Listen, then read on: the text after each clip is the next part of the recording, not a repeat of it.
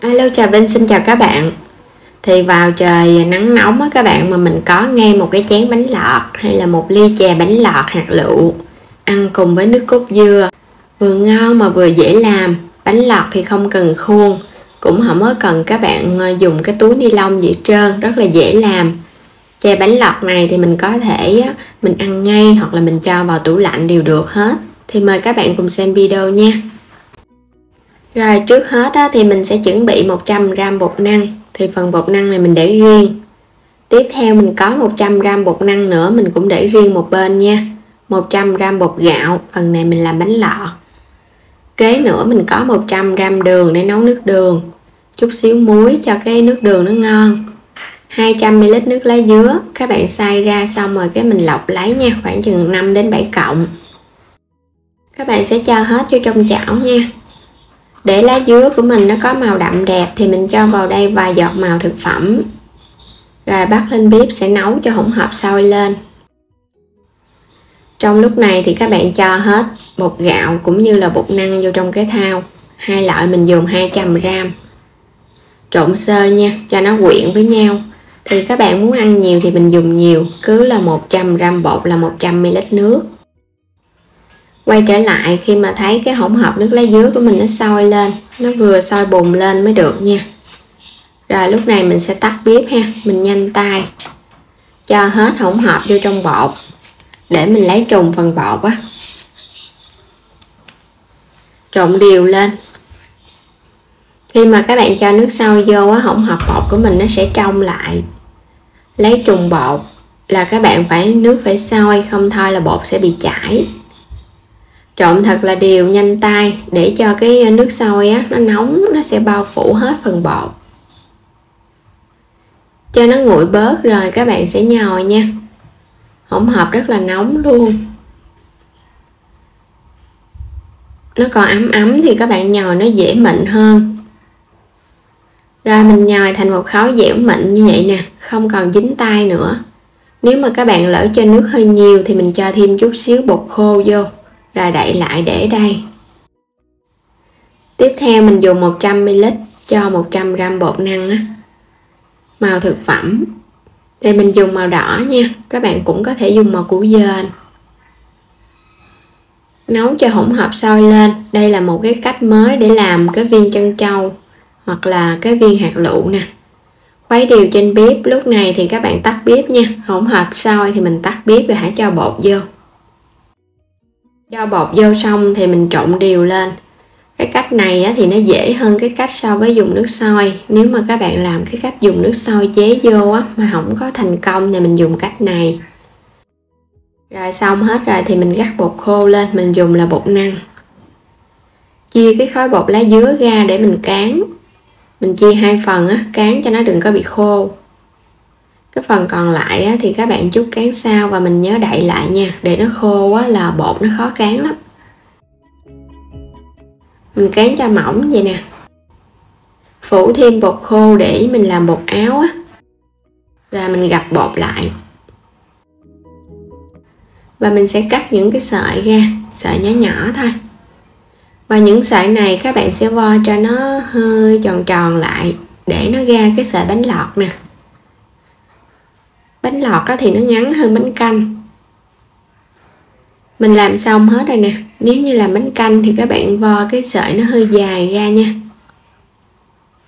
Cái khối bột màu đỏ các bạn cũng dàn ra rồi mình cán mỏng.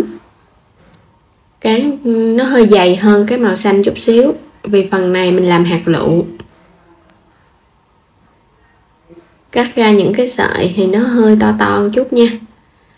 Có nhiều video mình hướng dẫn cách làm hạt lựu từ bột năng tươi và chế nước nguội rồi. Bây giờ mình làm bằng cái nước sôi luôn.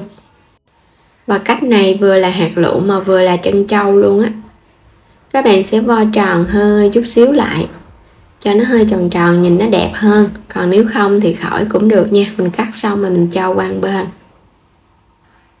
Phủ thêm bột khô để chống dính.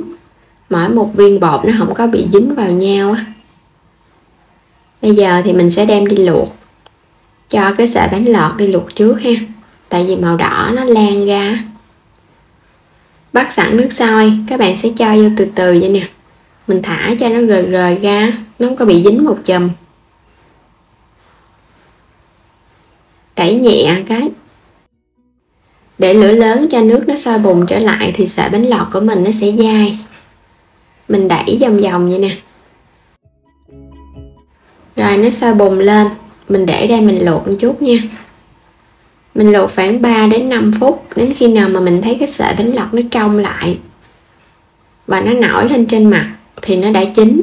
Bây giờ các bạn sẽ vớt nó lên, cho vô trong cái thau nước để mình rửa phần bột lại. Vớt lên hết luôn rồi mình cho vô thau nước.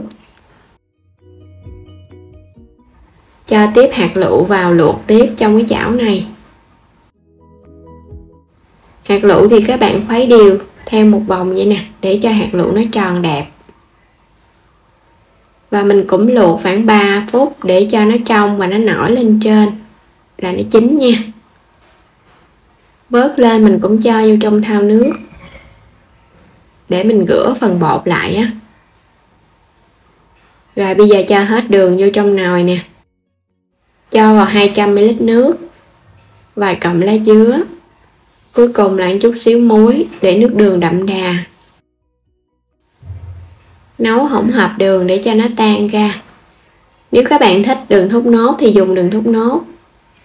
Khi đường tan ra nè, lá dứa nó dậy mùi thơm, rồi các bạn tắt bếp nha.